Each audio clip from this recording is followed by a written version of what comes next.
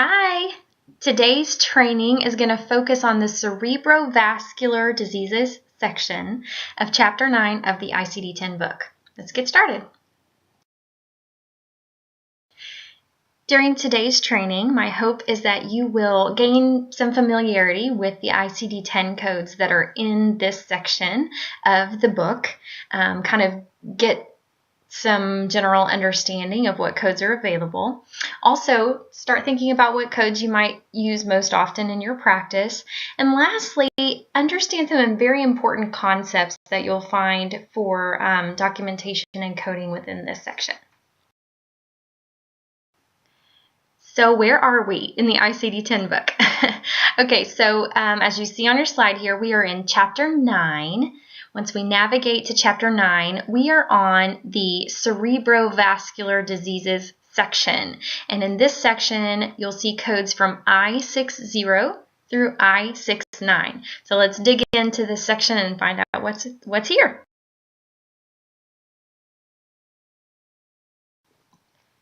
Within the cerebrovascular diseases section of the ICD-10 book, you will see that there are 9 subsections. Have no fear. We are not going to talk about all of them. While I do think it's a really good idea for you to familiarize yourself with all 9 of these subsections, we're going to hone in on the 2 that I feel like we'll use most often around the clinic, and that is I63, which is cerebral infarction, and I65, which is occlusion and stenosis of precerebral arteries not resulting in cerebral infarction. So those are the 2 areas that we're going to focus on today for this training. Of course, if you have questions about any of the other ones, please let me know, but I think probably these will be the 2 most valuable sections for us. Okay, let's talk about cerebral infarction. This is I63. You will notice that in this section I63, there are 9 subsections. We are going to focus mainly on I63.0, I63.1, and I63.2. And in these, I want you to notice some pretty big differences between ICD-9 and ICD-10, and you'll see it in the descriptions here. I63.0 says cerebral infarction due to thrombosis of precerebral arteries. I63.1 says cerebral infarction due to embolism of precerebral arteries. And I63.2 says cerebral infarction due to unspecified occlusion or stenosis of precerebral arteries. That is a big difference. ICD-9 did not differentiate between embolism versus thrombosis in the precerebral artery that led to the occlusion. ICD-10 does. So if you know whether it was a thrombus sitting there or if it was an embolism that caused the occlusion in the artery, you need to define that and identify that. Otherwise, you need to use an unspecified code there for that. So let's just say that we know that we have a patient with a left carotid thrombus that caused a stroke.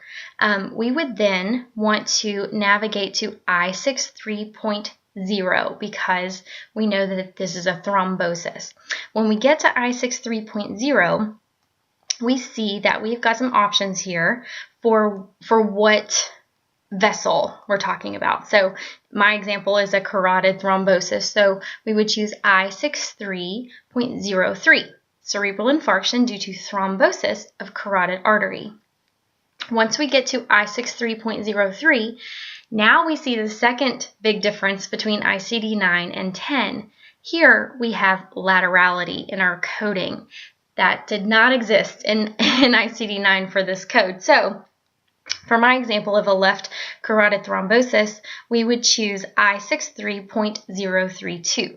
Cerebral infarction due to thrombosis, left carotid artery. So that's a big deal. That's a big difference between ICD-9 and 10. Number 1, was it an embolism? Was it a thrombosis? What was the cause of the occlusion?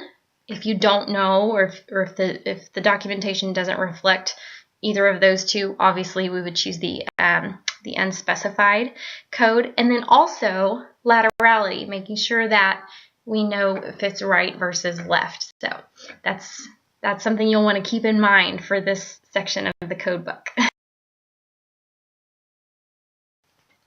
Okay, now on to section I65, which is occlusion and stenosis of precerebral arteries not resulting in infarction. So this is like our carotid stenosis patient that we're just, keeping an eye on that carotid blockage for them. Haven't had a stroke, don't want them to have a stroke. We're just keeping an eye on it for them. That's this section, okay? So you see in section I65, the subsections here are just to say what artery we're watching. So for this patient, we would obviously choose I65.2.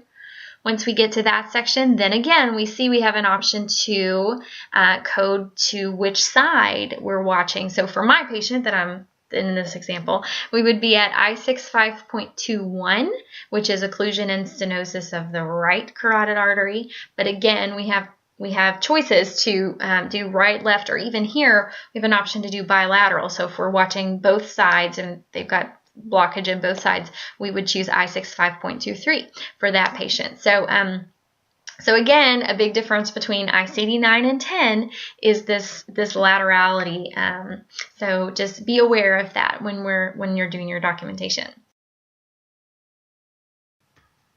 All right, wrapping up cerebrovascular diseases. I first of all want to remind you I only covered 2 of the 9 subsections that are in this section. So please try to familiarize yourself with the other 7 that are found there. I pulled out I63 and I65 for you today because I feel like we use those a lot in the clinic and felt like those were probably of chiefest importance for us. But just do realize that there still are those other 7 sections kind of sitting out there. So if you can take a look at those, that'd be really great. Within the stroke, the cerebral infarction, I just wanted to remind you that if you can, you need to try to specify whether it was a thrombosis, embolism. Otherwise, we need to use that unspecified occlusion or stenosis code, and it's better if we can use a more specific code. So try to do that. Again, you need to try to specify laterality because the ICD-10 codes kind of demand it. So right, left, bilateral are best if you can remember to document that. Also wanted to point out to you that TIAs are not found within this section. They're coded G45.9, which is actually in the diseases of the nervous system section in the ICD-10 book. So it's kind of random. Thought I'd throw that out there at you. And last but not least, just want to remind you, it's always best to code from the ICD-10 book or some online coding resource. Try to stay away from just using cheat sheets or crosswalks for your codes because there's a lot of detail that's found within the book or those online resources. A lot more than you'll find on a cheat sheet. So I really hope that you found today's lesson informative. And if you have any questions or concerns, please don't hesitate to let me know. Hope you have a really good day and we'll see you next week.